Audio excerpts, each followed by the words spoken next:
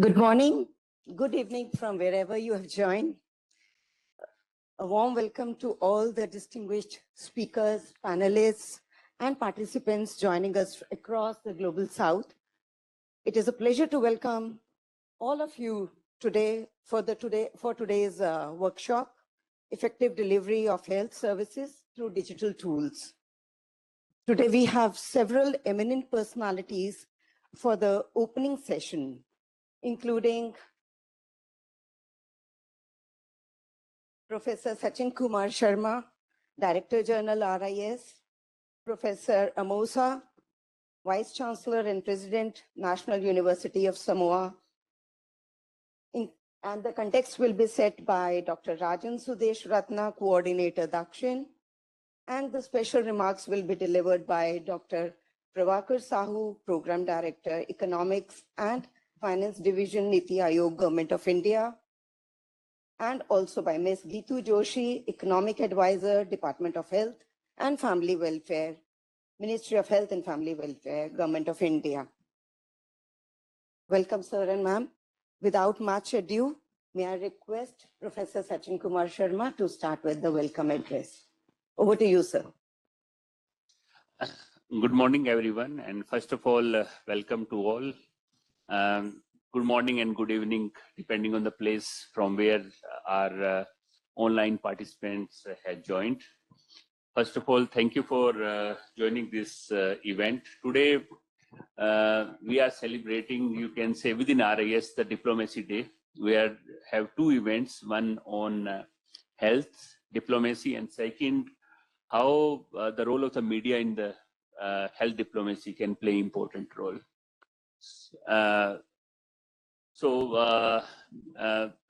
This health issue is extremely very important. And a few months back, I also visited National University of Samoa. I met the Vice Chancellor. I would like to thank Professor Amosa. I hope you recognize me. Some time back, I was there at the NUS. I also would like to welcome Dr. Pravakar Sahu. Thank you. And we are waiting. I think we are planning to meet, but we are not able to meet. Dr. Geetu, thank you. Thank you very much. And thank you, everyone, for being here. 2-3 points. I will not take much time. 2-3 points I would like to highlight that many of the global south are facing a lot of challenges in the health sector. And many countries from global south, they have started or you can say adopted very effective intervention over the period of time. However, the challenges are there, especially access to health facilities. That is a major challenge. And here the role of the digital tools play a very important role. Few words about Dakshin. Dakshin is a center within RIS. And the main objective of Dakshin is to provide a platform for knowledge sharing, where no doubt India will also showcase what are the best practices we have in the health sector. But we also would like to learn from other countries as well.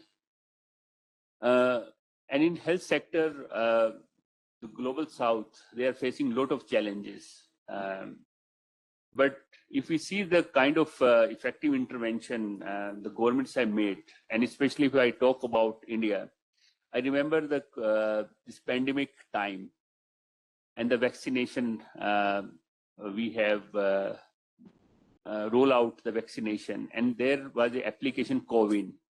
Now, it looked very simple now after 3-4 years, but just remember that to tracking vaccination, for the people of, you can say 1.4 billion people, that's a remarkable from India point of view. That's the scale I am talking about.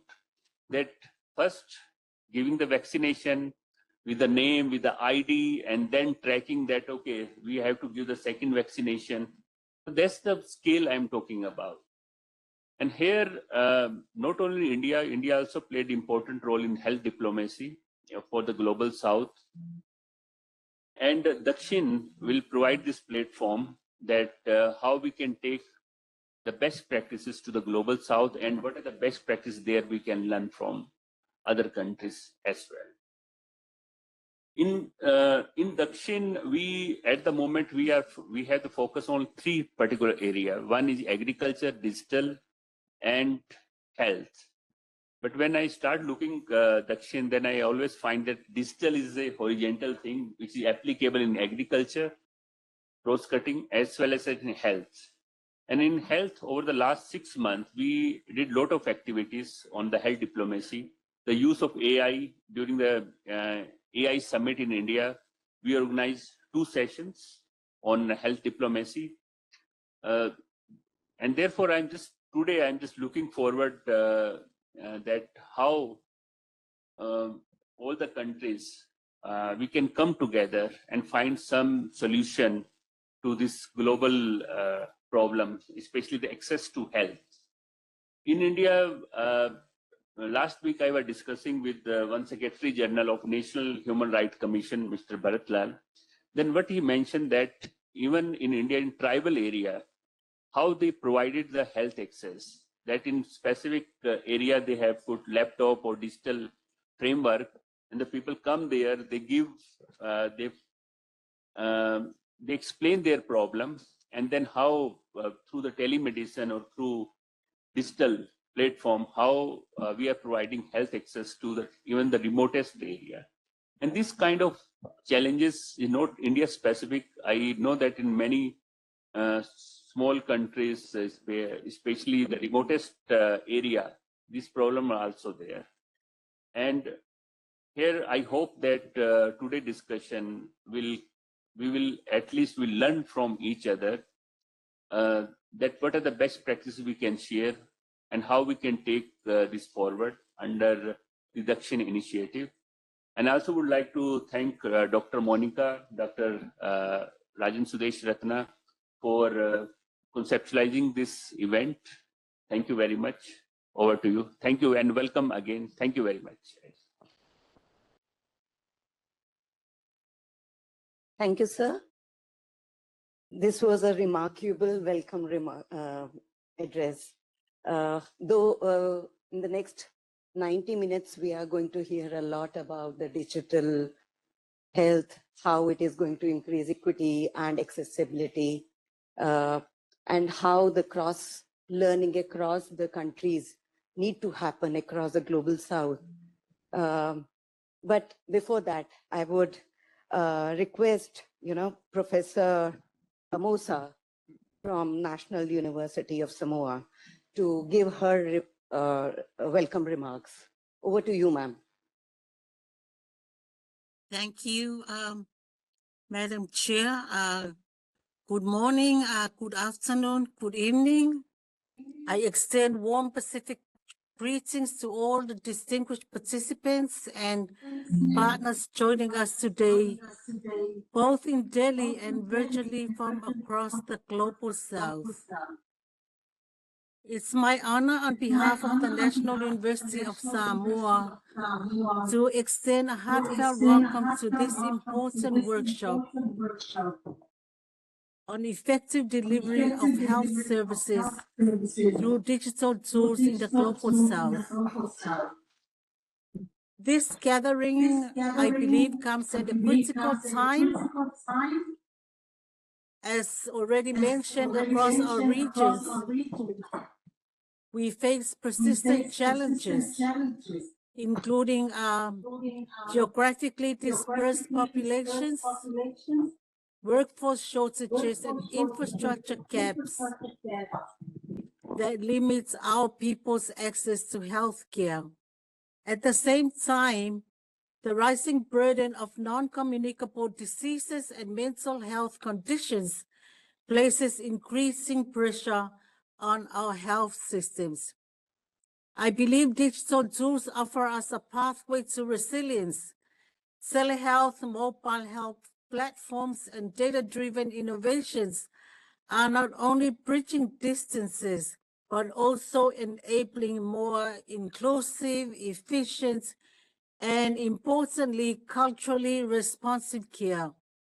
And for small states like Samoa, these technologies are vital in ensuring that no community is left behind. Today's workshop provides a unique platform to exchange experiences from the experts, showcase innovations, and identify scalable models that can be adapted across diverse contexts of our global south. I know it can also strengthen our collective voice in shaping global health agendas and ensuring that solutions are informed by our realities and also grounded in equity. So I commend Dakshin Global South Center of Excellence, RIS, and all partners for convening this dialogue. I know this is my first one, so I look forward to it.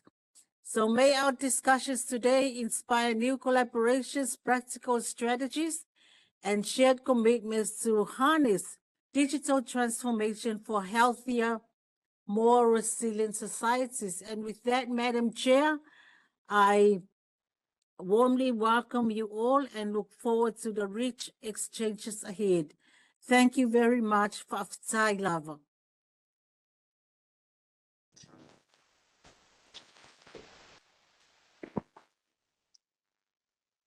Thank you, Professor Professor Amosa.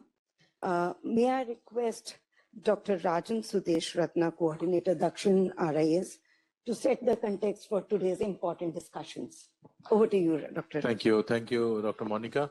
Good morning, everybody. Before I start with setting the context, let me take this opportunity. We have two senior officers from the Government of India for their special remarks. I will request the DG, Dr. Professor Sharma, to welcome them with the bouquet.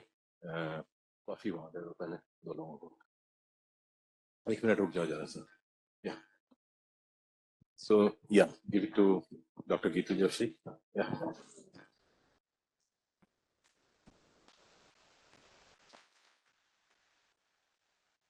And to Pravakar Sahu.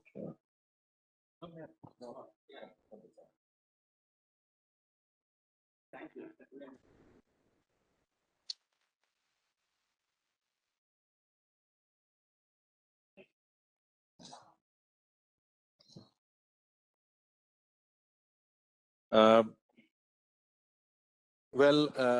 About Dakshin, already Professor Sharma has spoken, so I will not speak about that.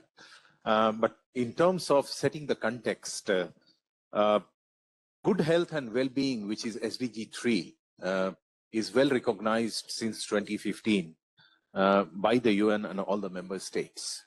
Unfortunately, if one look at the progress, and we are reaching to the goal of 2030, 2/3 of the time has already passed. All the countries, especially the global south, is way behind the target of SDG 3, and therefore it calls for much more acceleration for achieving the sustainable development goal. Sometimes the challenges bring opportunities, and so was when the COVID pandemic came, because that was the time when many of the governments recognized the power of digital tools in providing the health services.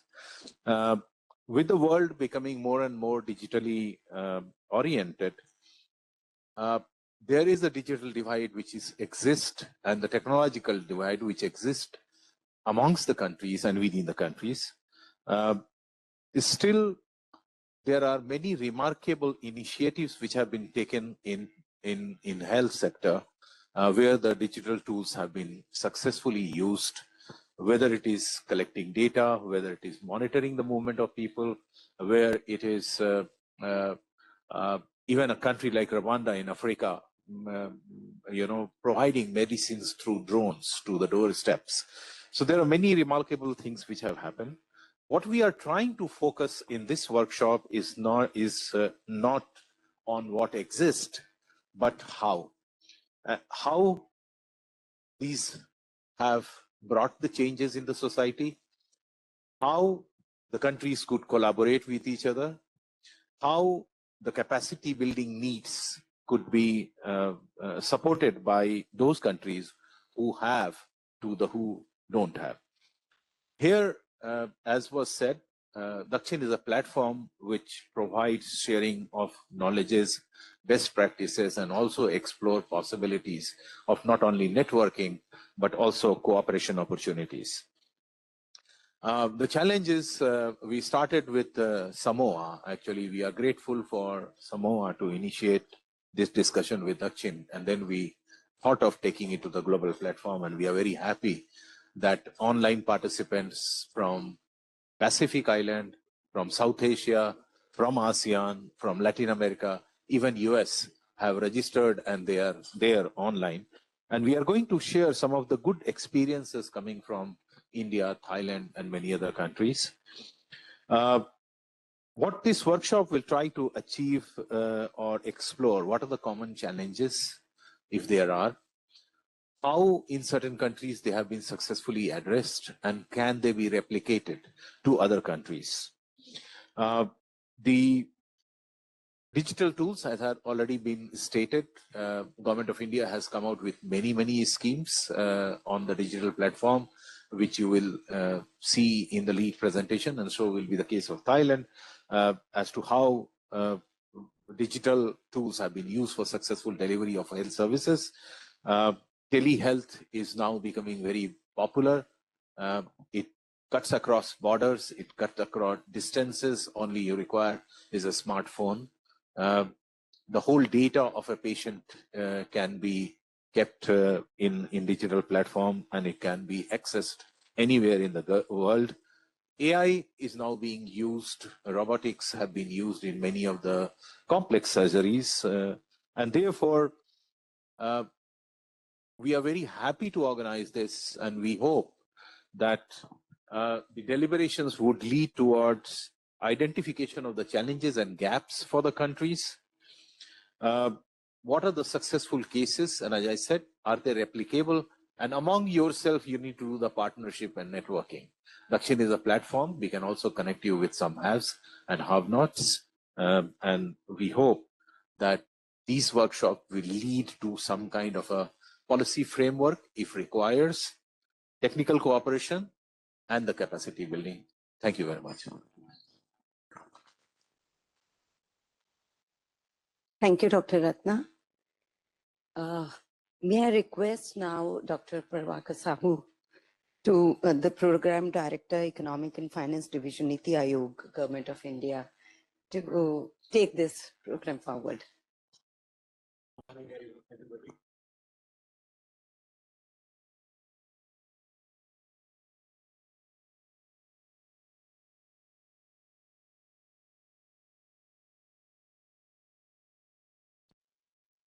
When it is yellow, it was not working. Okay. Good morning, everybody, and thanks for having me. And let me congratulate RIS, Dr. Sharma, Dr. Ratna, Dr. Pocher, and also the entire Dakshin team, because it's a very important topic. I'm not an health expert, but let me put it this way at a very macro level. What we are dealing with? We are dealing with the global south. And one of the best endowments they have today is favorable demographics. I'm the person who led the team that prepared the numbers. 30 trillion economy, $18,000 per capita economy by 2047. And the entire document is not out. But let me tell you the main points. If India has to achieve the Viksit Bharat or ambitious, what you call a vision document, India 2047 targets, then we need to focus on three things: health, education, and skilling. So there are different basic numbers actually we carried out, but then actually these numbers are publicly not out. Of course, you'll come to know that. Whether it is life expectancy, healthy life expectancy, fertility rate, mortality rate, like that, there are health and demographic indicators we are planning to achieve as we reach higher income category rank by 2047. And 900 million people we have, that is the human capital. And so is, on an average, the average age for the Dakshin, what you call the global south, is much lower, as they can capitalize on that. And that is possible only through the health services and quality health services. But what are the issues that these countries keep facing? Very simple. The fiscal resources, the lack of access. as I told you, I'm not a health expert, but I come across the numbers almost in every meeting that global south, that the entire country, that low middle income countries, 4.5 billion people, they don't have basic health access. And on an average, 1/3 of those people actually take 2 hours to get the primary health services. So it means two things. One thing is the access to public services or health services is not easily accessible. The second is these countries, it's a general feature that they don't have so much of financial resources and also human resources in the health sector to provide the quality services. That is where this topic is very, very important. I'm happy that you are having it. Now, how does this digital thing help? It helps in a great way. I think Dr. Ratna made the point. Dr. Sharma also said the context so rightly. It's kind of brings down the digital divide, not only digital divide, the availability, the accessibility and quality of services. The digital tool helps, the e-Sanjeevani. I can only tell that 85% of the beneficiaries are from the rural belt. And there is a big divide when it comes to accessibility and also the cost between the rural and urban areas. One way to do is that uses of digital tools. There are many ways that we can do it, that, telemedicines, because most of the, what you call, the experts or health services workers at the higher level, they are based in the urban areas. How do you really ensure that the quality services are available to the geographically spread out people in the rural belt? And most of the global south are based in the rural side. Even today, 65% of the population, they are in the rural belt. So how do you reach out? That's one of the ways that we can do. And then, see, gradually, I think the point was so right. Most of the people, even those who are not very or highly educated, they are digitally connected. So we can actually ensure that the different apps are available in vernacular languages, people are aware of the issues. In fact, it really helps to prevent many things, like what the way actually we managed during the COVID. We can certainly actually use this digital tools. I think, in fact, all these insurance schemes by Government of India, and of course the state governments also complement on most of these issues, they are made much easier because of digital tools. The insurance payments, the kind of accessibility, the cashless free health services, these are possible because of uses of these digital tools.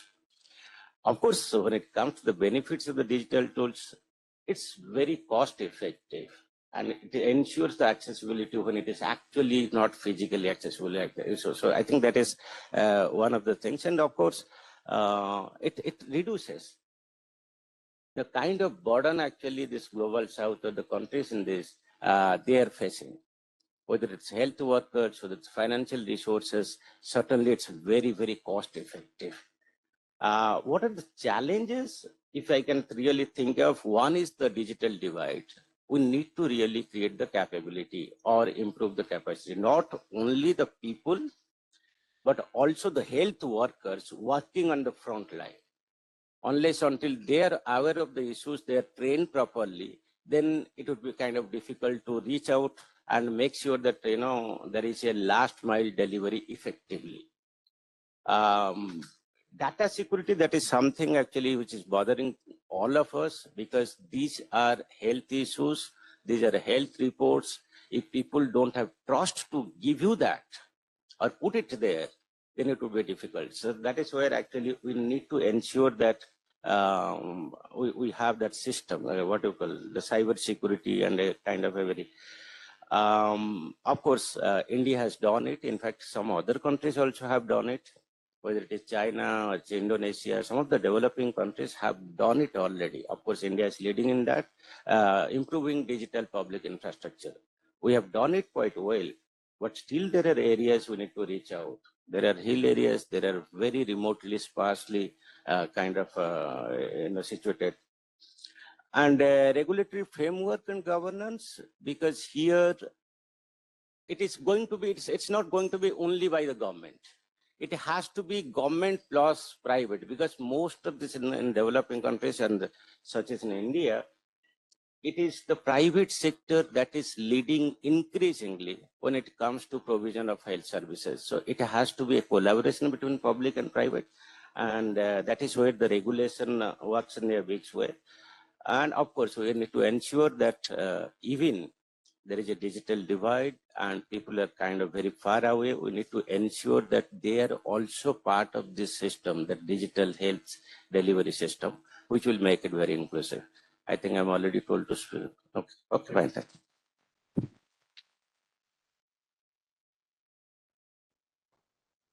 Thank you, Professor Dr. Sahu, for this very thought-provoking remarks. May I now request Ms. Ketu Joshi to present her thoughts as well. Over to you, ma'am. Thank you. Professor Sachin Sharma, distinguished panelists and dear delegates, a very good morning and good evening to all. I'm pleased to be attending this international workshop today on effective delivery of health services through digital tools, being organized by Dakshin, which has been set up under the visionary leadership of Honorable Prime Minister as a Global South Center for Excellence. I must compliment Dakshin and congratulate Dr. Rajan Ratna as coordinator of Dakshin for organizing this workshop on a topic very relevant to the Global South. Representing the Ministry of Health and Family Welfare in India, I will be sharing India's experience in the digital health journey. So India, with its dynamic youth population and rapidly expanding digital infrastructure, is uniquely positioned to accelerate the Sustainable Development Goals. Our healthcare landscape is undergoing a profound transformation driven by government initiatives, policy reforms, and technological breakthroughs. At the grassroots level, the operationalization of 183,000 Ayushman Arogya Mandirs, the primary health centers, is expanding access to comprehensive primary care, ensuring that preventive and community-based services reach the most vulnerable population. Digital solutions are crucial not only in bridging the gap between urban and rural services, but also to cater to the needs of the rapidly growing population and increasing demand for quality healthcare. By leveraging telemedicine, electronic health records, and AI-driven diagnostics, we are enhancing the accessibility, affordability, and efficiency of care. As has already been stated by Professor Sharma and Dr. Ratna, countries across the Global South, including small island developing states and remote and underserved geographies, continue to encounter persistent barriers in ensuring equitable, affordable, and timely access to healthcare services. These challenges often stem from fragmented service delivery systems, limited access to specialized care, and gaps in continuity across different levels of care. India's digital health journey is anchored in the Ayushman Bharat Digital Mission. The ABDM creates an integrated infrastructure through unique health identifiers and interoperable registries using electronic records and APIs.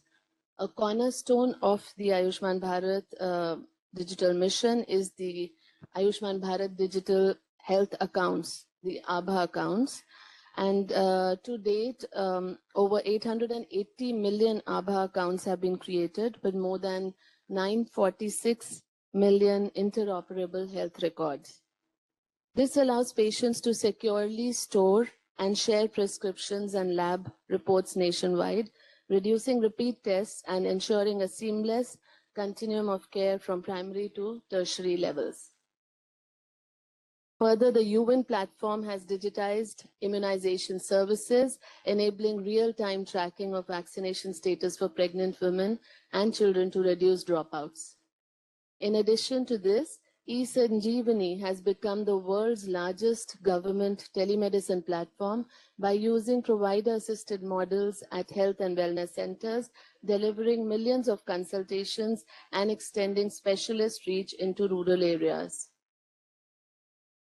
Complementing these efforts and recognizing that AI is revolutionizing healthcare, the Government of India recently launched the Strategy for AI in Healthcare for India, SAHI, as a guiding framework and national roadmap for the responsible use of AI in healthcare.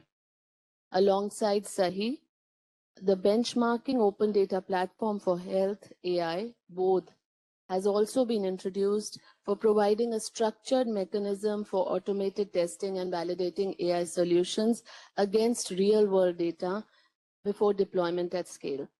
Together, these initiatives foster a resilient ecosystem where technology and service delivery are deeply integrated. We recognize that digital tools are only as effective as the trust they inspire. Therefore, India places a strong emphasis on data governance, privacy, and cybersecurity, which was also highlighted by Mr. Sahu here. The responsible use of emerging technologies is promoted with strict regulatory and ethical frameworks to ensure citizen-centric care. India's experience underscores that digital tools must complement broader health system strengthening, including infrastructure and policy alignment. It is imperative that we collectively identify scalable, context-specific solutions across the global south, and sharing best practices and innovative models will be instrumental in building inclusive health systems. Before I conclude, I would like to reiterate India's commitment to promoting knowledge exchange in digital health. It is our collective responsibility to ensure that quality healthcare reaches every individual, irrespective of geography or socioeconomic status. With this, I conclude and I wish the workshop great success. Thank you. Thank you, ma'am. Thank you for giving us such a comprehensive view of the digital initiatives in India and emphasizing that South-South collaboration goes a long way. Thank you so much. May I now request Director General RIS to honor the guests with a gift.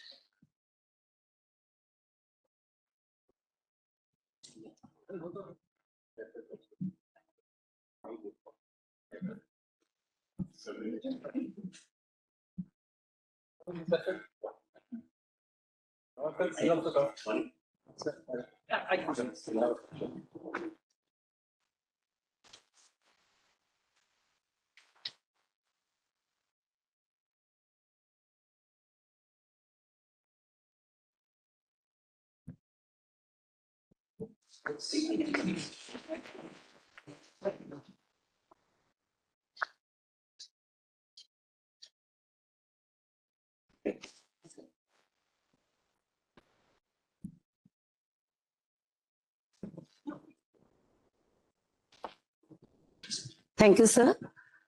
Before we go move to the core discussions of today's webinar, I would request the audience to stay patient with us, and we will take a 5-minute break before we move on to the next session.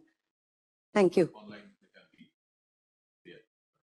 Yeah, so the audience who has joined online, please stay put. We'll join you back within 5 minutes. Thank you. How to ensure timely, continuous, and equitable access to healthcare. Digital tools are increasingly seen as a key enabler, but the critical question remains: what works, in which context, and how can we scale it? With that, I would like to begin with our lead presentation. So, changing the course a little bit, may I first request the lead speaker, Dr. Titipol from Thailand, to start with his presentation. Dr. Titipol is the Director of Regional Center for Human Rights Study and Coordination, a collaboration between the National Human Rights Commission of Thailand and Ugon Ratchanani University. He holds a PhD in politics and international relations from the University of Warwick. With over a decade of experience, his work focuses on promoting and protecting human rights, particularly among marginalized and rural population. His research and advocacy efforts aim to address inequalities and improve access to essential services across Thailand and the region. Over to you, Dr. Titipal. Thank you very much for having me. I can't actually share my PowerPoint at the moment. I tried to share it, but No perhaps worries, you have Dr. to give. Titipal. Okay. My IT Or team perhaps will I can. share your presentation. My Okay. IT team is Okay. going Okay. to share your presentation. Yeah, it's there. Okay. Then. Okay. Thank you. Yeah. Okay. Then if I can start with thank you for having me today, and because I'm actually on another project, but it's a good timing because I have just finished visiting 40 local governments in the northeastern part of Thailand, and a number of them are working to support healthcare services and enhance access to healthcare services for local communities.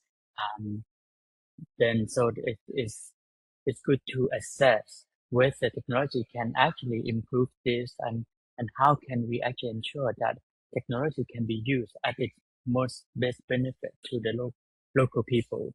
So before I can go through that, perhaps I can give you some background about the region so that you can understand why technology is important to improve access to healthcare services. Next slide, please.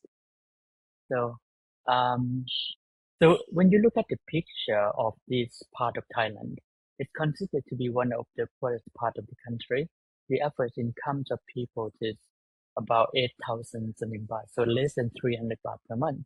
But it's actually, if you look at the minimum wage in Thailand, it's 300 baht per day, so it's below the minimum wage. And 31% of people who live below poverty line is actually in this part of the country. But in Thailand, we have what we call 30 baht healthcare scheme that is actually uh, almost equivalent to universal healthcare services. So all people in Thailand have access to healthcare, theoretically speaking. But by having this, it doesn't mean that everyone can easily have access to that. That is one of the things that I would want to highlight here. Next slide, please. And then when we look at this, and as I mentioned about healthcare services here, so then it is important to look at why technologies can help with that. Because most people in this part of the country are still engaged in farming sector.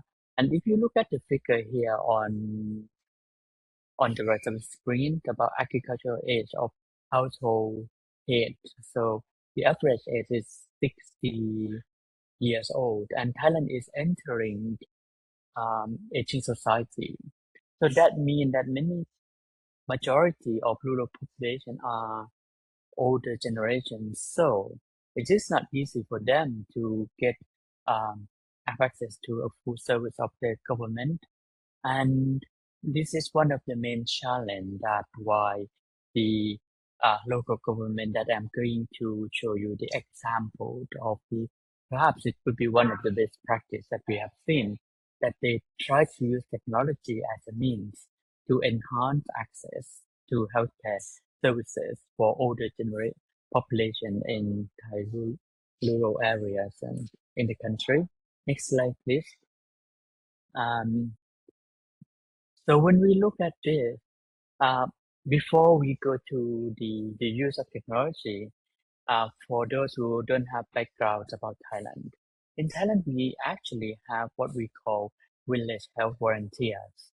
That is one of the very main important mechanism to ensure that the government or local government have um, a mechanism or staff to help them to deliver healthcare services or to help to improve access to healthcare services.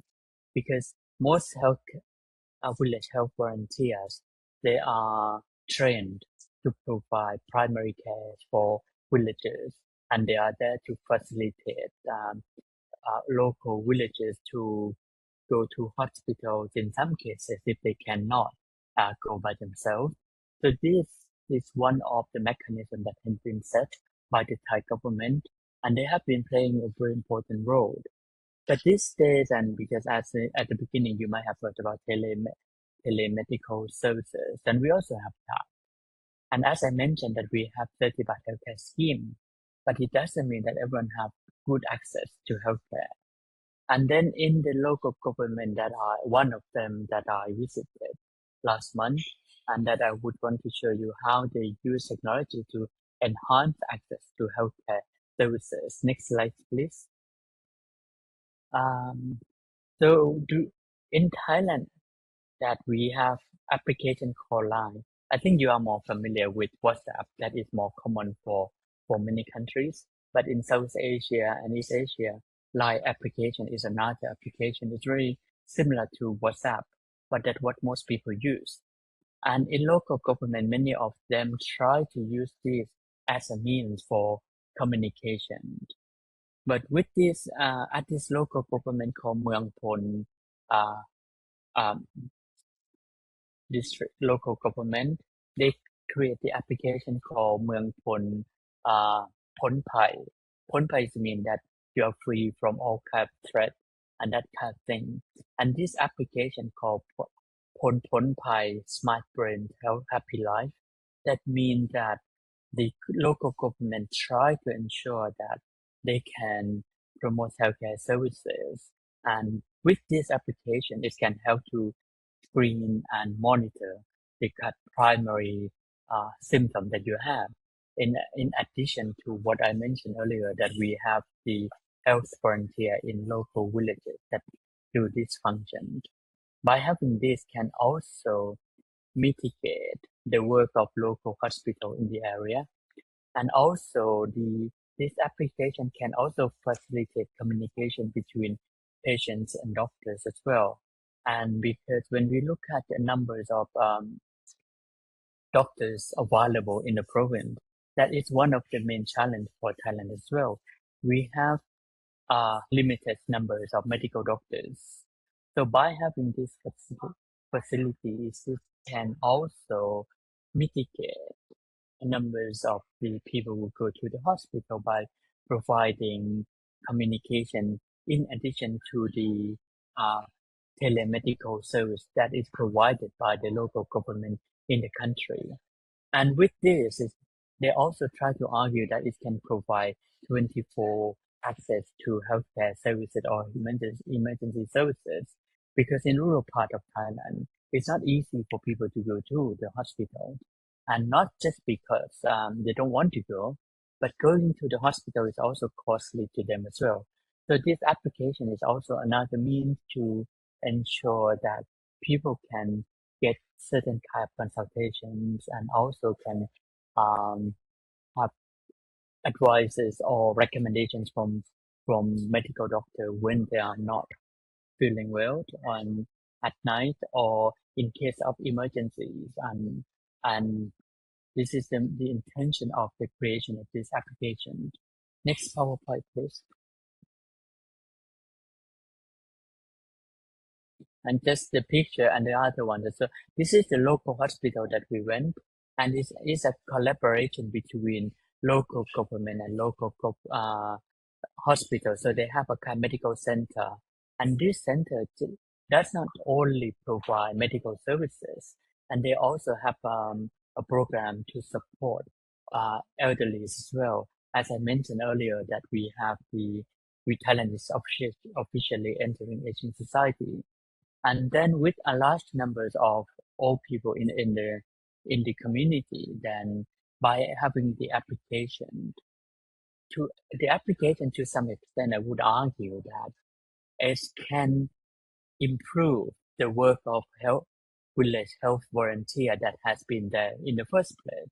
So that make the work of those people a lot easier and improve the ability of the local healthcare center and hospital to provide better quality of care for patients in the area. Next one, please. Next, yeah, and this is another part of the center that they provide that they have a team of experts who can provide and monitor the station of all people in the village through the application. So theoretically speaking, we cannot entirely use technology.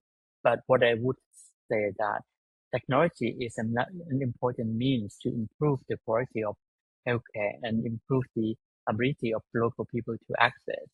So we cannot simply just say that we have technology now, we can replace that with um, the human staff that we have had. But these two things can work together to improve uh, the quality of healthcare services in the area. Next, please. And next one. This is just the picture I captured the screen of the application. So they have all kind of access like 24 hours and healthcare services, and they have like different icon that you can click. So when you look at this, of course, it may not be easy for older generation. So then the village health volunteers work closely with the local government and with the people to ensure that they can facilitate people to understand and to help to explain the functioning of this in order to ensure that local people can use by themselves. And for those who don't actually have digital skill, that is another thing that village health volunteers can be there for them and helping them with this. Next, please. Because when we look outreach activities and all kind of thing, and the next one that will show you you can see the sample of activities. So this application does not only help you to have access and to connect with the hospital, but it also gives you information. People in the village with information as well. If you go to the next slide, please, and you can see, I can show you that the application. Next slide, please. And yes, if you can see the second picture, so that is a picture that you can click, and then you can see the video that can help you to understand how you can look after yourself.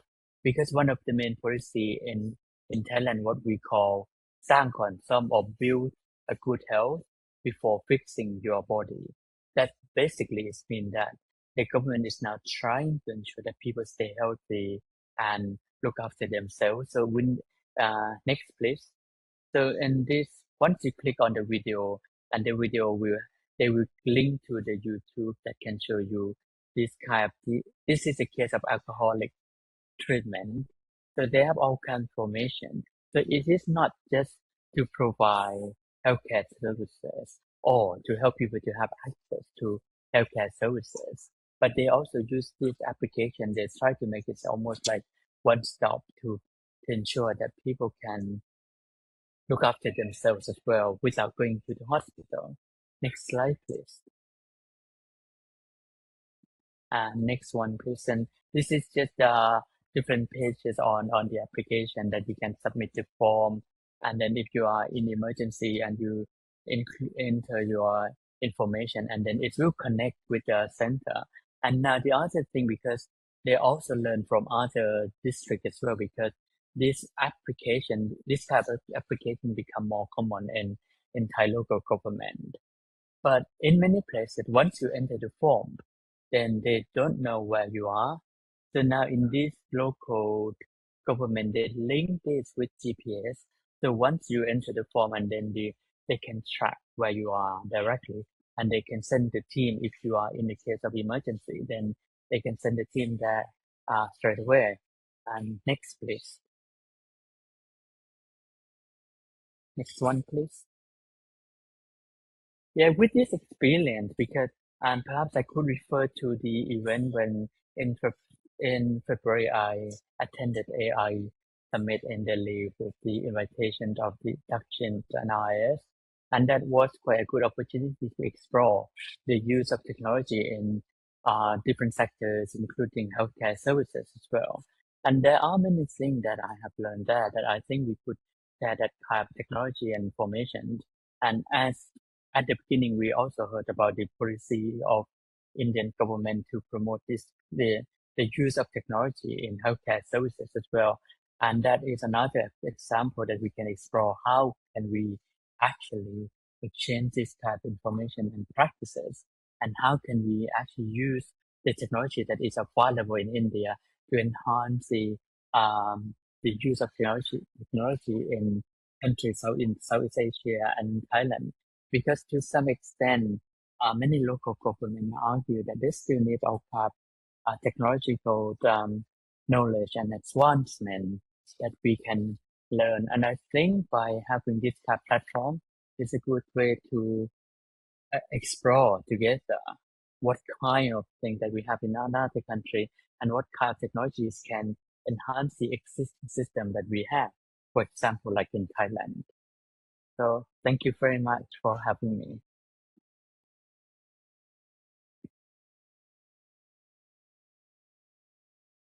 Thank you, Dr. Titipur. You rightly highlighted how integrating local rooted community health systems with simple digital tools can deliver scalable, inclusive, and resilient healthcare solutions for the global south.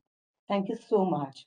Moving on to the next lead presenter, Dr. Mona Dugal. Thank you. I have to go now. Goodbye, everyone. I have another meeting.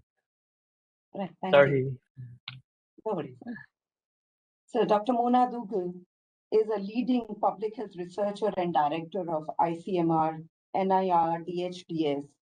With over 2 decades of experience, she has made significant contribution to digital health, epidemiology, and public health system strengthening. She has led key initiatives in disease surveillance and data systems for evidence-based policy making. Dr. Dugal is also an adjunct professor at IIIT Delhi and continues to advance research in digital health innovations, including risk stratification models and mobile health interventions aimed at improving outcomes for vulnerable populations. Dr. Mona, question to you is, if you could, share India's experience in building scalable digital health systems and what lessons it offers to the global south. Over to you, Dr. Dugal. Good morning, everybody, and thank you, Dr. Monica, for inviting. Quickly, I think as the ask was around digital public goods and DPIs, I would quickly walk over the participants where India is and how it is, and how our institute is kind of integrated in this whole ecosystem. In India, as we all know, the health is like we have a ministry at a central level, but effectively the implementation is at the level of the states. So like health is a state subject, so implementation has to be done at the state level. But over this, I think if we can just go to the next slide.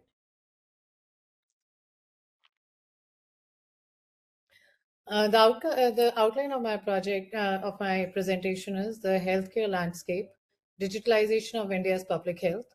What are digital public goods? What are the repositories for global goods in digital health? Design principles for digital transformation, Ayushman Bharat Digital Mission, and what are the National Institute of Research in Digital Health-led initiatives? Next slide.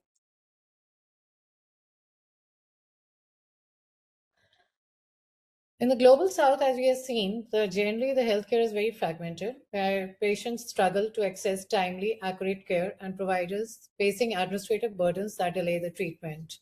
And with the focus shifting from more of the infectious diseases to the chronic diseases, this has become more of a challenge as we struggle to ensure that the referral linkages are strengthened and the patients are getting timely access closer to their homes, and so that everything is there's no economic burden on the patient when he's trying to access these services. In India, with a nation of over 1.3 billion people, these challenges are further magnified. Despite efforts to provide universal health coverage, the system had been plagued and has been, there are several challenges with inefficiencies, lack of interoperability, and delays in health claims processing, which slowly over a period of time has improved. This is something that is a journey and India's story to the world. Next slide.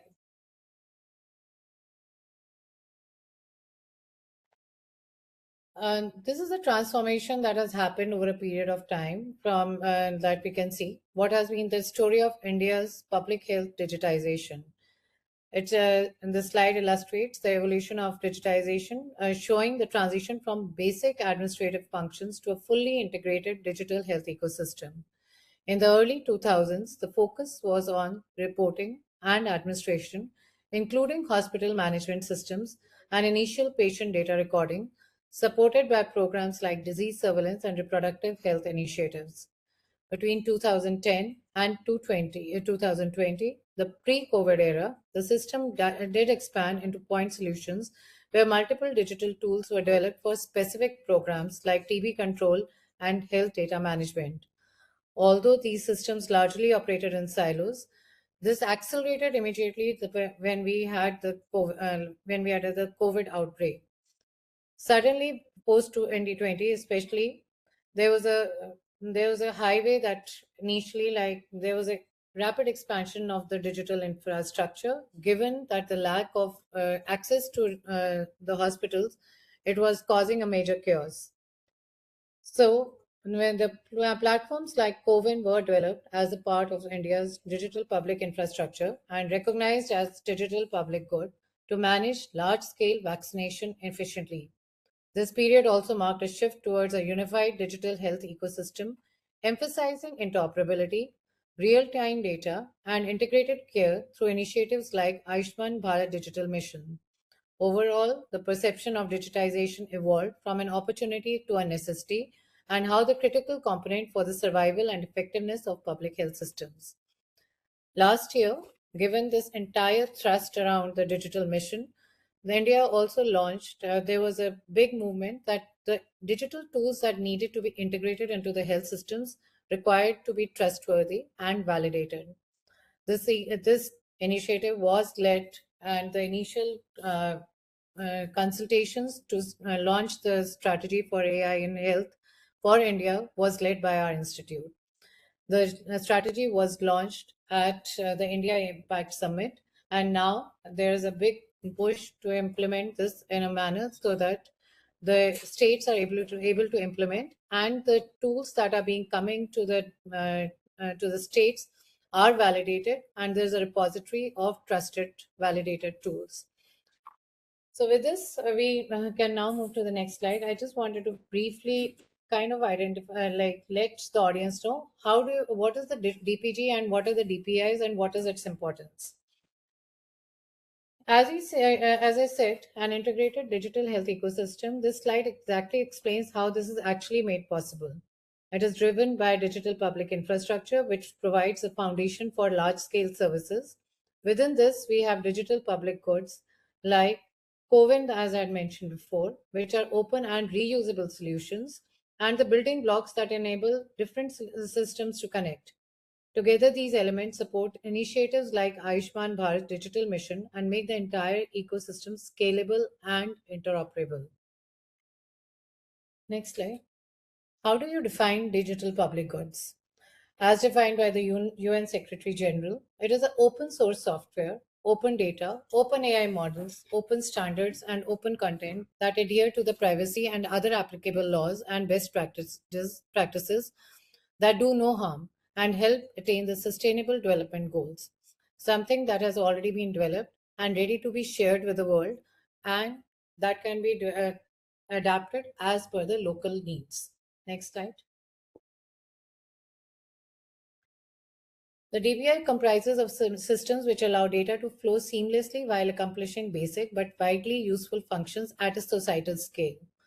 So digital public infrastructures are the infrastructures that let us engage in public and civic life in digital spaces. It is different from physical infrastructure, a code that can be copy-pasted for free, but it also needs to be delivered in the context of robust governance, architecture, and everyday stewardship.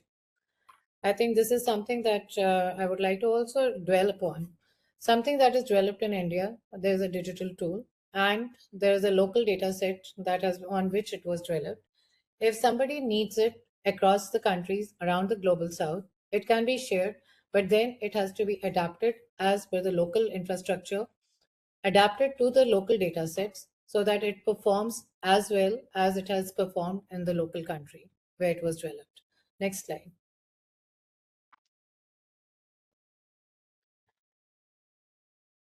And this slide extends the DPI and DPG concept by showing how digital health investments are now distributed globally across different system areas. The open source platforms such as Bahmini, which integrates clinical, laboratory, and administrative functions for low resource settings, and global DPGs like DHIS2 demonstrate how reusable, interoperable tools can support multiple domains from service delivery to data systems, reinforcing the building block approach for digital health ecosystem. I think there is a clarity that is required. Many people think you can take the same system and apply it within the context. That requires the help of proper planning and people who have developed it, and their time will be costed for. So the financial models need to be clear when we are thinking about it. But these are reusable models. You do not need to put any more effort in redeveloping something that already has been developed. But for the implementation, there is a cost that requires, and the local adaptation needs to be there. So this is a repository that is there, and this is where the people are encouraged, once you have developed a tool, to be putting it in a repository. Next slide. Recently, India also launched the Global Digital Public Infrastructure Repository. That is a network of around 24 countries, mainly the G20 countries, where there's a repository of many DPIs, including the health repositories, which include CoWIN, Portion Tracker, even the e-file systems are there, and NCD platforms. There are several of these that are there, and I will encourage the participants to go and have a look what is there in this Global Digital Public Infrastructure Repository. There is also a Digital Public Good Net that was initially started and is a part of the Digital Sphere Network for the globally. So, the health, a global good is a mature digital health product that is licensed, as I said earlier, and it is free and open source software. It is supported by a strong community and has a clear governance structure. And it has a funding from multiple sources. So it deployed at a significant scale. So it has already been tested. So, and it can almost be used in different countries, provided you have the right data sets to adapt and the right governance models to adopt. So, and the demonstrated effectiveness. And this is where I think the cross-country collaborations would be required to ensure that whatever is trusted, how the data sets anonymized and following the governance structures of the local governments, the data sets can be shared to ensure that whatever is being tested in those settings do not need to be retested in different settings if you have the same set of people that might be working in different countries. So that is where the international collaboration will need to be thought about. Next. These are the design principles for sustainable digital transformation at scale and speed.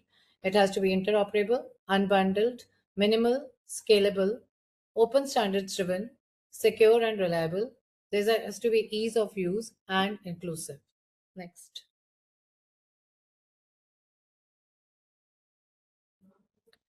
Now, coming to the India's ecosystem, the Ayushman Bharat Digital Mission, which aims to establish a foundational digital backbone for an integrated national health ecosystem. This mission works by bridging gaps between various health stakeholders through interoperable digital infrastructure. The diagram shows that the citizens and patients are at the center. They are surrounded by different groups that interact within the digital ecosystem. These groups include policymakers, both at the central and the state governments, providers, that can be hospitals, clinics, labs, pharmacies, and wellness centers, allied private entities, the third party administrators, insurers, and health tech companies, healthcare professionals, doctors, and other practitioners, and non-profit organizations and associations, and administrators like program managers, regulators. The structure highlights how ABDM seeks to connect all these participants digitally to create a seamless healthcare experience, leveraging digital public goods, principles of open interoperable systems, and to benefit citizens and patients. Within India, state of Kerala has has a Kerala State Digital Health Mission, which has successfully deployed several of these digital tools, and where now AI screening tools like DR screening tools have already been integrated uh, in the districts to identify how you can actually identify people with diabetes through using AI, and the referral linkages have been strengthened. So these are some of the sites that have already been done. The vision of ABDM is a unified national digital health ecosystem to enable universal health coverage and healthcare that is efficient, accessible, inclusive, affordable, timely, and safe, with integrated data, information, and infrastructure services at scale. There's adoption of open, interoperable standards based in digital systems and the strong safeguards for security, confidentiality, and privacy of personal health data. Next. The components, as I had said earlier, the first is the ABHA, that is the Ayushman Bharat Health Account. It is a unique digital health ID for all individuals. A health facility registry, which is a national database of healthcare facilities. A healthcare professional registry of verified healthcare providers. Unified healthcare interface, open protocol for connecting digital health services, and an ABHA number, the process of identification of an individual across healthcare providers. Next.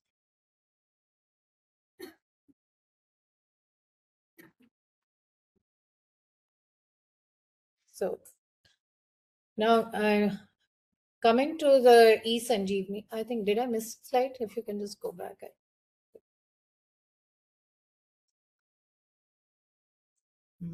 Okay, next slide. Now coming to the next one, that is the e-Sanjeevani, that is a government telemedicine platform that earlier was mentioned by Dr. Geeta. It is a platform that enables the remote consultations, improving access to healthcare, especially in the rural and underserved areas. As a digital public good, it is a scalable and a reusable digital solution that has been adapted across regions and contexts. In fact, recently, like 2 years back, during the post-COVID, there was a deluge of psychological issues, and the offspring was a telemanus, a mental health helpline that was launched as a spin-off of eSanjeevani. It was the digital efforts that accelerated during COVID-19 and built a platform and was specifically due for the health issues and the mental health support during the COVID times. It is implemented by Government of India under the Ministry of Health and Family Welfare and with the technical support with National Institute of Mental Health NIMHANS in Bangalore. So as we are talking about it, eSanjeevani as it has evolved, now there is an active like research component that is being implemented to ensure that is being whatever is being implemented, the real world evidence is also being gathered when these platforms are being built.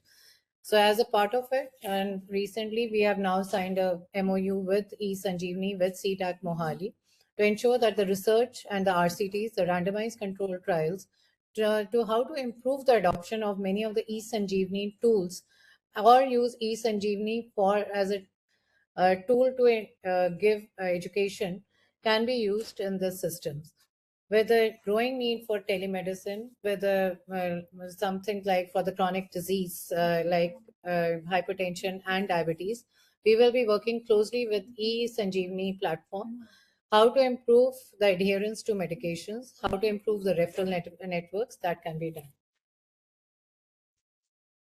Overall, 3 million eSanjeevani consults had been done.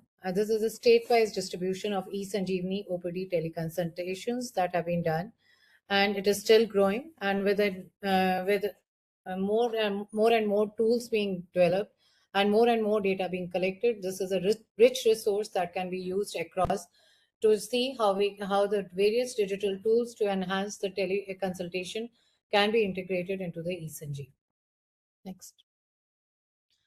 What are the ICMR-led initiatives under our institute? Next. As an institute, we have our main goal is to strengthen the trusted, high-quality health data ecosystems for responsible AI adoption within India. So, as a first, we have released one of the ICMR and IRDHS diabetic retinopathy data sets on AI Coach, which is a part of India AI mission. The AI Coach, if you go in, you have validated AI data sets across domains, and there are data sets for health data sets that are available to the for the public to develop to test and validate their AI tools. So this is something that we are working closely with the India AI mission, and there is a big push to make sure that validated open source data sets are for the local data sets annotated and curated from the country are available on AI Coach to ensure that the industry has an ability to test AI tools within sandboxes and validate at that point. So this is an initiative that we are supporting actively, and we hope that there will be more data sets that will be made available as a part of the bigger initiative from the research institutes like ICMR, DBT, and TST, and in collaboration with the National Health Mission. Second main thing is enable safe, can we go back? Safe and reliable AI through contextual, clinically validated and ethically validated systems. So our institute is working very closely with the industry and the states to ensure whatever the digital tools are provided, how do you have a validated AI, how do you validate the AI tools? So there we are working closely with the states to ensure that any of the tools that come in, they are properly validated and they are effective, and what is so everybody cannot just walk into a state and say this is a system that needs to be integrated unless until it is properly validated, tested on a tested in that population and gives proper outcomes that are required. It should not be integrated into the health system. So as a part of our work, we are now providing, we are working towards having validated, we are working towards AI frameworks for validation. Next slide.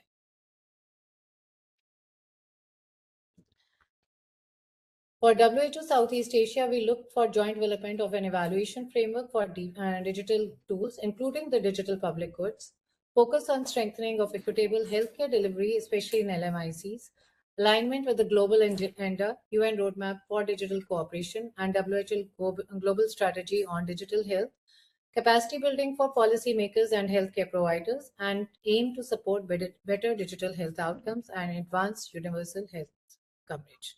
Thank you. Thank you, Dr. Monica.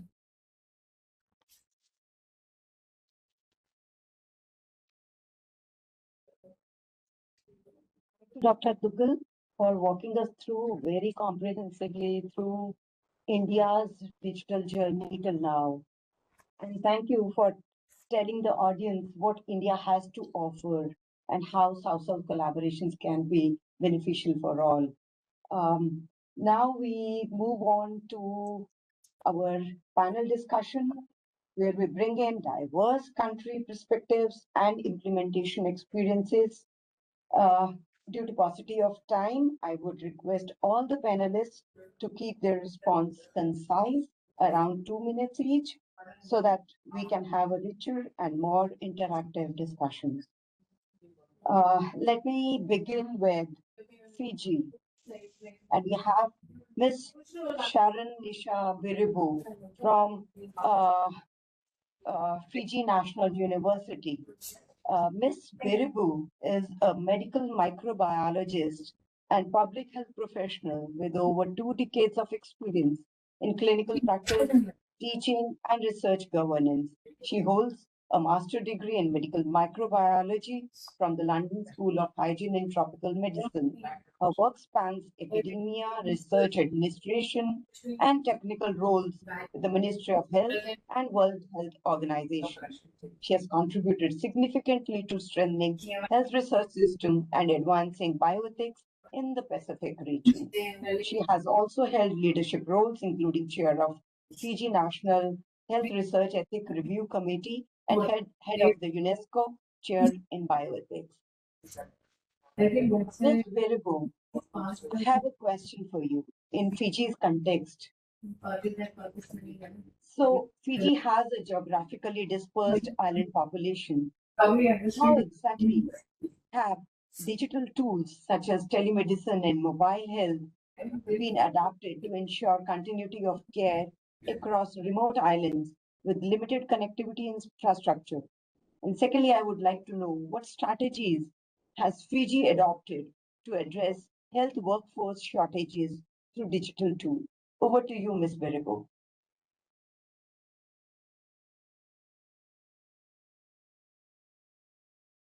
Thank you, Dr. Monica.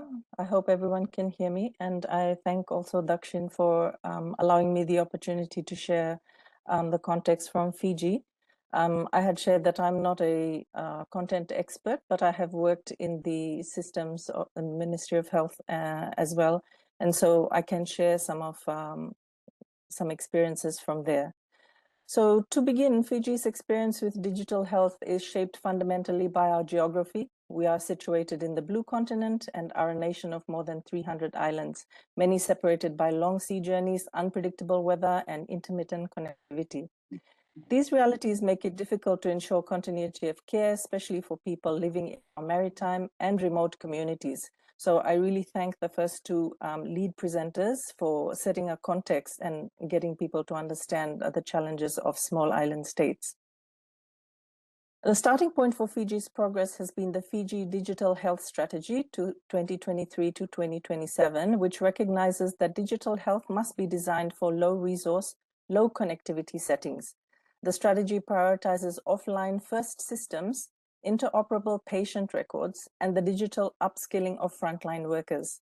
This foundation has allowed us to adopt tools that genuinely work in our context, rather than simply importing high bandwidth solutions that would fail in the outer islands.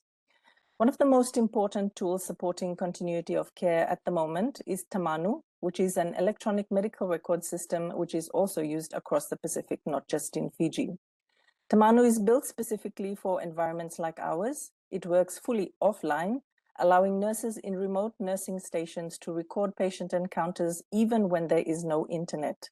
When connectivity returns, sometimes hours or days later, the system syncs automatically. This means the patient's medical history follows them across the islands, across facilities, and across time. For a country where people often move between villages, islands, and the urban areas, this continuity is transformative. And some of the examples where Tamanu is used includes our mass drug administration for lymphatic filariasis, as well as for the prevention of scabies. So that's just the kind of scope that we have. Complementing Tamanu is our own Sovanimbula. It is a Fijian term. It's Fiji's own digital platform, and it was launched to strengthen NCD management. It was designed with our specific realities in mind. It also functions offline. It simplifies clinical workflows, and it uses GIS mapping to help the Ministry of Health identify hotspots of diabetes and hypertension. Because NCDs amount for the majority of deaths in Fiji, Sovanimbula ensures that even the smallest island clinic can track high-risk patients, schedule follow-ups, and maintain consistent care. Telemedicine has also been adapted to suit our connectivity constraints. And in the university that I work, we teach telemedicine to our medical students as well as in our other healthcare units. In many maritime areas, real-time video consultations are not always possible. So Fiji uses a combination of synchronous and asynchronous telemedicine that we call store and forward. The nurses capture images, vitals, and case summaries and upload them whenever the network becomes available. The specialists in our mainland, at our referral hospitals, they can then review the information and provide guidance. This model reduces unnecessary medical evacuations and ensures timely decision-making even when bandwidth is limited. Mobile health tools further strengthen continuity. Nurses use these mobile apps for maternal health, NCD screening, and outbreak reporting. These apps are designed to work offline and sync later, ensuring that care does not stop simply because the internet does. During cyclones or prolonged outages, such as what we had very recently, this resilience has become especially important. Finally, Fiji's digital tools are also anchored in global frameworks like WHO PEN and STEPS. And for those who don't know, these are surveillance packages and also for managing NCDs. PEN protocols provide frontline workers in managing chronic diseases, and these protocols are now embedded in digital platforms like Sovanimbula. STEPS data, meanwhile, helps the ministry to identify where the burden is highest and where digital tools should be deployed first. Together, these innovations, offline first, electronic medical records, NCD platforms, telemedicine, mobile apps, and data-driven planning, they form a digital ecosystem that is uniquely suited to Fiji's geography, and they ensure that even the most remote island receives consistent, high quality, and continuous care. For your second question, in terms of addressing workforce shortages through digital tools, this is one of the most persistent challenges in Fiji's health system, and no doubt in other island country states as well. Many of our remote clinics are manned only by a single nurse, and these include things like health centers and nursing stations. So specialist doctors are usually concentrated in urban areas at the National Referral Hospital or specialist private hospitals. These distances between the islands make traditional models of supervision and referral extremely difficult. This is where the digital tools that I mentioned earlier become essential, not just for service delivery, but for strengthening the workforce itself. Our digital health strategy recognizes this reality and places strong emphasis on building a digitally capable workforce. It includes telemedicine training, digital literacy programs, and the integration of clinical decision support tools into everyday practice. The investments ensure that digital health is not just a technology upgrade, but a workforce transformation. Telemedicine is one of the most powerful workforce multipliers, especially for Fiji. It allows our nurses in remote islands to consult specialists in Suva or Lotoka without needing to transport patients long distances. And similar to what our first lead presenter had said, we have the use of apps like Viber and WhatsApp to help us in these sorts of communications. In areas with stable connectivity, real-time consultations allow for immediate clinical decision-making. But in areas with limited bandwidth, asynchronous telemedicine, where nurses can upload case information when the network allows, ensures that the specialist support is still available. So this model reduces professional isolation and gives frontline workers the confidence to manage complex cases. We are also able to support task sharing, which is essential in a country where our doctors cannot be physically present in every community. And so just like how I talked about the WHO PEN protocols, we can actually help guide nurses on what they can safely manage and when they can escalate their patients. These protocols are digitized through our own platforms like Sovanimbula, which provides step-by-step guidance for NCD management and ensures that in the absence of a doctor, the care remains standardized, safe, and aligned with national guidelines. I mentioned something about training, and this is something that the university takes as a critical component. So the students that are going out are aware of all of our digital tools and that they may have to use them. So Fiji has invested in telemedicine courses and digital upskilling of those existing workers that may not have used digital tools before. And these include access to the use of Tamanu, training on how it is used, and training in terms of being able to adapt our own tools like Sovanimbula towards working Tamanu together. So finally, digital workforce planning. The STEPS data and digital dashboards help our ministry to identify high burden areas and deploy staff strategically. This ensures that limited human resources are used where they are needed most. And Fiji's approach to workforce shortage is not simply to add more people, it is to amplify the capacity of the workforce that we already have. Through telemedicine, digital training, decision support tools, electronic data management systems, and data-driven planning, Fiji is building a hybrid workforce model where frontline workers are empowered, specialists are accessible, and care is consistent as much as we can make them consistent across the entire archipelago. Digital tools are not replacing the workforce. They are strengthening strengthening it, supporting it, and extending its reach to every island in the country. Thank you for your time. Amazing, amazing, Ms. Mirabeau. You know, you have the Fiji context clearly shows that digital technology, the solutions, they just need not be adopted. They have to be adapted to the local context. And there's so much to learn from the Fiji context. The hybrid workforce model, the training of the paramedical manpower, um, asynchronous and synchronous telemedicine model. I think there's a lot we can learn from Fiji model of digital tools, you know. Thank you so much for highlighting this. Moving on to Dr. Animesh Sinha.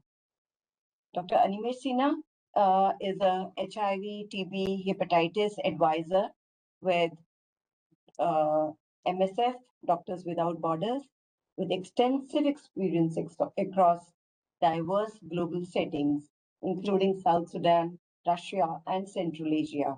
His work focuses on tuberculosis care, particularly drug-resistant TB, and he has been involved in major clinical trials such as TB Practica. He contributes to global TB elimination efforts and is actively engaged in initiatives aimed at expanding access to advanced treatment regimes and improving care for patients with complex drug resistance. So, Dr. Animesh, a very simple question with a difficult answer from you. Could you just share some successful examples of digital tools in humanitarian or resource constrained settings, and what were the key challenges which you faced? And could you also briefly say what the role of platforms like Dakshin can play in facilitating cross-country learning and collaboration? Over to you, Dr. Sinha. Thank you so much. First of all, thank you for organizing this and thank you for extending the invite. So in my current role, I have witnessed the profound burden of tuberculosis across the Global South. Global South is a region that bears nearly 90% of the world's TB mortality and morbidity. It is in response to this reality that some of the most meaningful innovations in digital health have been conceived and implemented. Today, I want to share insights drawn from 4 of MSF's TB programs, reflect on the critical operational lessons, and propose how institutions like Dakshin can help catalyze South-South learning. Let me start with the examples. The first example is from Tajikistan, which is a country in Central Asia. And in Tajikistan, through our Zero TB project, implemented together with the National TB program, we combined AI-assisted portable X-ray, enabling real-time image interpretation on a tablet with GIS mapping to geolocate every TB diagnosis. What this did was allow us to visualize transmission hotspots and direct our screening efforts with precision, moving from blanket coverage to targeted intelligence-led intervention. The second country is Uzbekistan, where in a drug-resistant TB project run in collaboration with the Uzbekistan TB program, we introduced a video observed therapy, or VDOT, for patients with drug-resistant TB. So using smartphones and a simple digital platform, nurses supervise daily treatment remotely. What began as a pandemic-era adaptation has endured. It has reduced travel burden for patients. It has lowered staffing pressures and has mitigated stigma through discreet and confidential care. The third project is back in India, in Mumbai, where we had a TB project. Over an 18-year partnership with India's National TB Elimination Program, we supported more than 7,400 patients with drug-resistant TB. We contributed to a rise in treatment success from 62% when we started our intervention to 80% towards the end of our intervention. Here in this project, digital tools from teleconsultations to medication delivery tracking, they proved essential in sustaining care continuity, especially during the COVID-19 lockdowns. The fourth and the last project is from the Philippines, where in a joint effort with local partners, we deployed mobile X-ray unit integrated with AI-based computer-aided detection. Screening over 20,000 individuals revealed a TB prevalence nearly 5 times the national average. What it showed is that the most detected cases were asymptomatic, individuals who would have remained undiagnosed under the current symptom-based approaches. So what lessons can we learn from this? The first lesson is that technology mirrors system capability.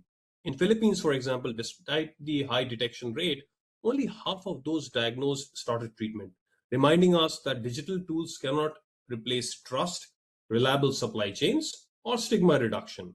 Engaging communities to understand their needs and priorities is paramount to translating interventions to outcomes. Secondly, the true cost extends far beyond procurement. Sustainability requires planning for training, maintenance, licensing, and eventual decommissioning. Our Mumbai transition succeeded because handover was embedded in program design years in advance. Third, interoperability is a governance issue. Without policy mandates for open standards, digital systems remain siloed, duplicative, and inefficient. Our project in Tajikistan, for example, used open source maps that can be rapidly transitioned between operating partners. And lastly, the equity must be engineered in.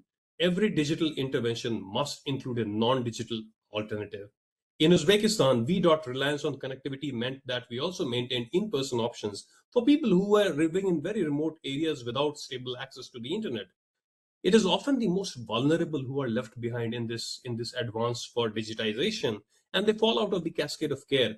Systems must be inclusive by design and not exclusive. What is striking across this context is that solutions born in one setting hold immediate relevance in another. The VDOT model in Uzbekistan, for example, can inform operations in South Asia. The AI calibration done in Philippines can refine screening in Africa.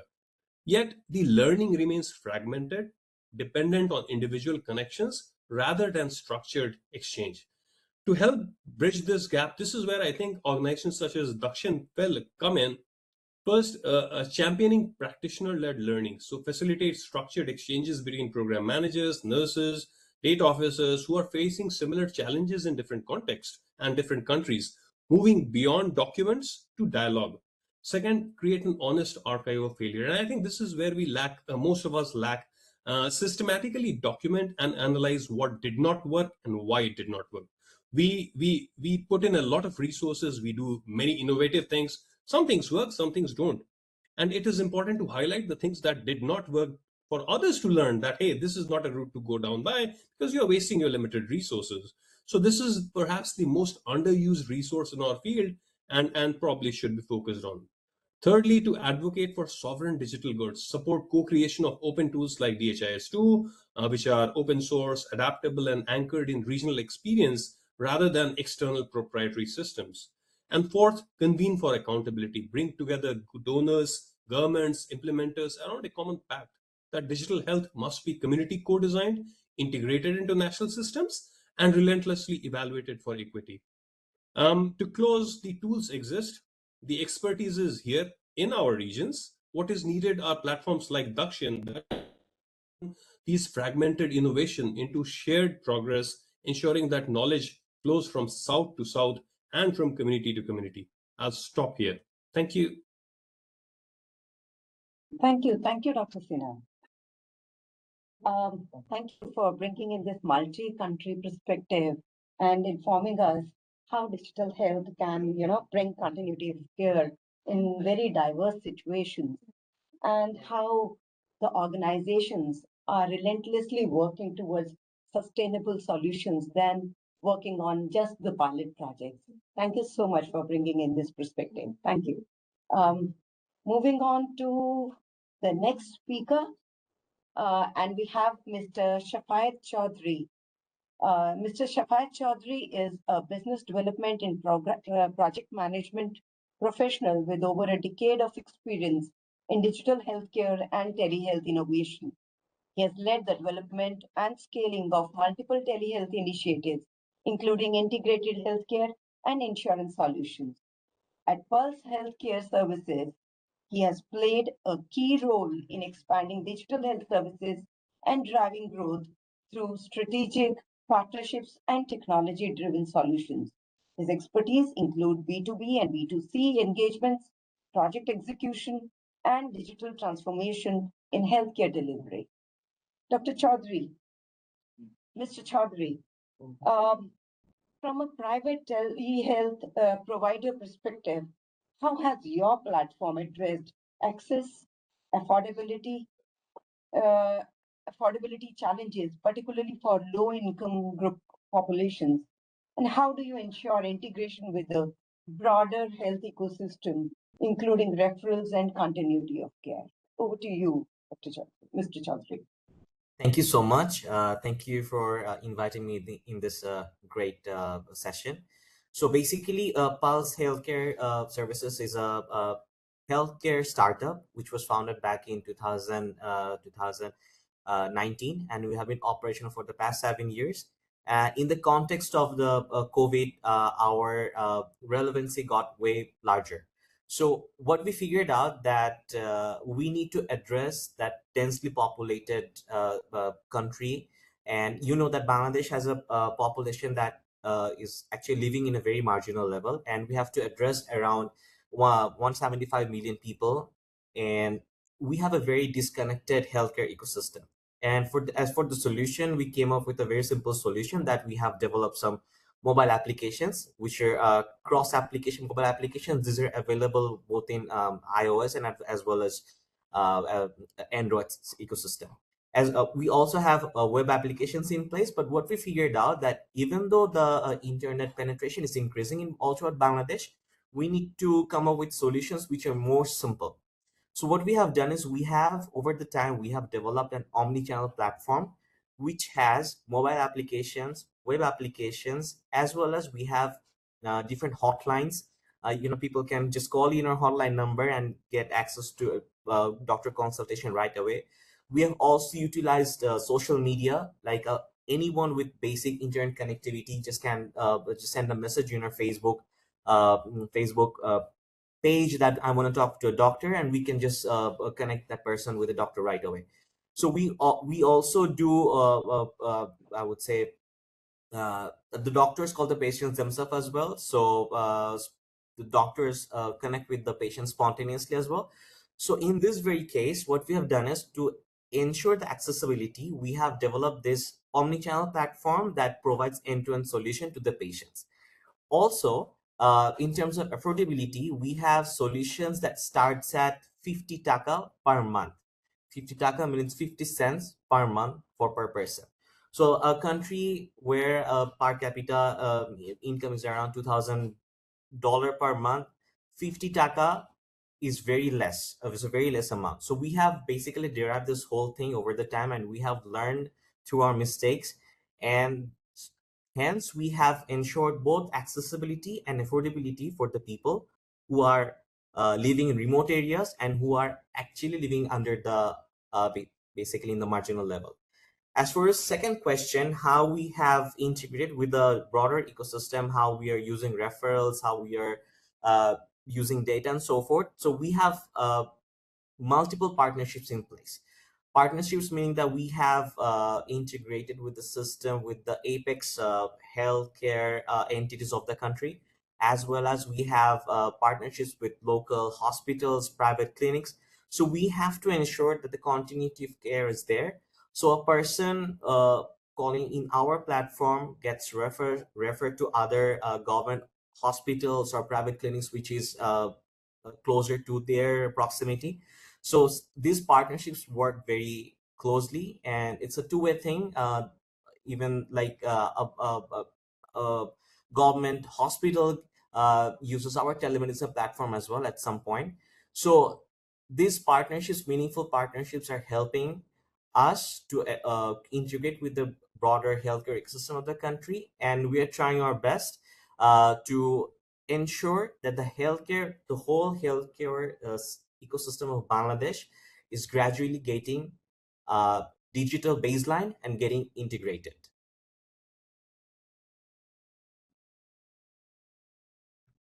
Thank you, Mr. Chaudhary. You brought in a private stakeholder perspective to the whole conversation, and you clearly showed how the private sector involvement can bring in equity and can bring in continuity of care to the most marginalized, densely populated areas of the world as well. Thank you so much for this. Now let us move to Bangladesh and let us move to Djibouti. And we have Mr. Mubarak M. Are you there, Mr. Mubarak?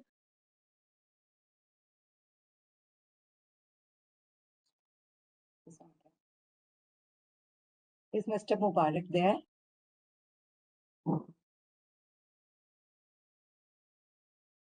Okay, then I believe Mr. Mubarak has left because we have been really filling across the times.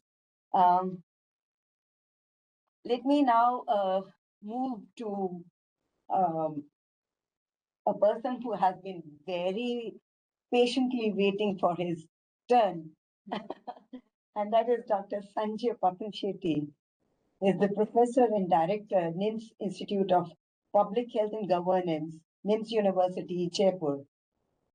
And Dr. Sanjay Patanchetti, I would like to ask you, what pathways or of cooperation strategies are needed to enhance international cooperation in digital health services? Over to you. Thank you. Thank you, madam. It's always a pleasure to be here at Dakshin RIS.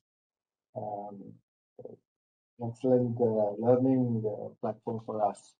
I heard a lot of speakers, good practices and case studies that have already existed. But what I would like to emphasize is from effective delivery of health services. When you say services and in international cooperation, I think the dimension of intellectual property and the trade agreements very much come into a picture.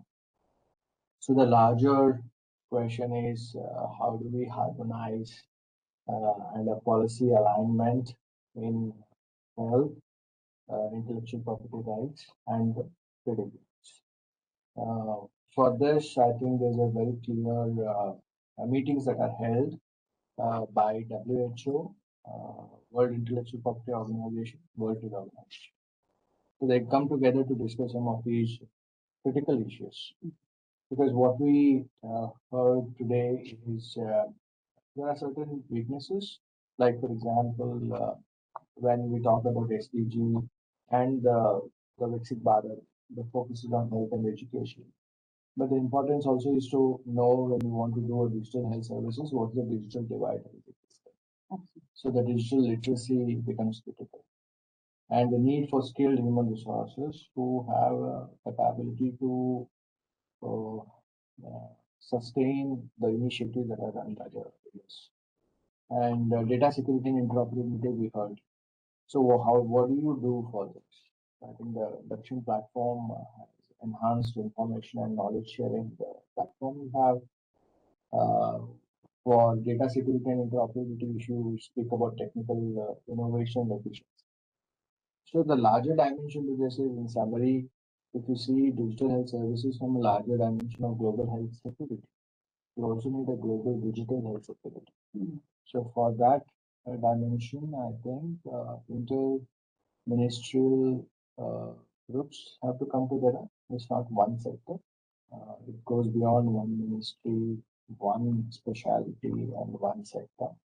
Because the end beneficiaries are the people who have high hopes that we get access to care as we adapt smarter systems. Thank you. Thank you. Thank you, Dr. Sanjay. You highlighted like real good points of digital literacy, capacity building of the health force, digital security and interoperability, which probably are also the limiting determinants where digital health is concerned, and we really need to work on it. And Dakshin as a platform is, touching upon all these points through this network of think tanks which it has. Your point on the intra-government working groups is well taken, and we will, work on it further. Thank you so much. So now, when we come to the close of this webinar, I would like to, thank all our distinguished speakers and participants for a very rich and a very insightful discussion. Today's deliberation clearly highlighted that while the context across the global south may differ, whether we are talking about island nations, densely populated countries, or resource constrained settings, the core challenge in delivering equitable, timely, and continuous healthcare remains strikingly similar. What also emerged strongly is that digital tools are no longer optional. They are becoming central to how health systems evolve. However, their success depends on not just technology, but also on integration, governance, capacity, and trust. A key takeaway is that solutions cannot be transplanted. They must be adapted to context while learning from each other's experience. This brings us to the importance of collaboration. Platform like Dakshin can play a critical role in facilitating cross-country knowledge exchange, identifying replicable models, and building sustained partnership across the global south. We hope that this discussion is not an endpoint, but the beginning of deeper engagements and collaborations among all of us. And on that note, I would like to thank all our speakers once again for their valuable contributions and all participants for joining us today. Thank you, and we look forward to continuing this dialogue. Thank you so much.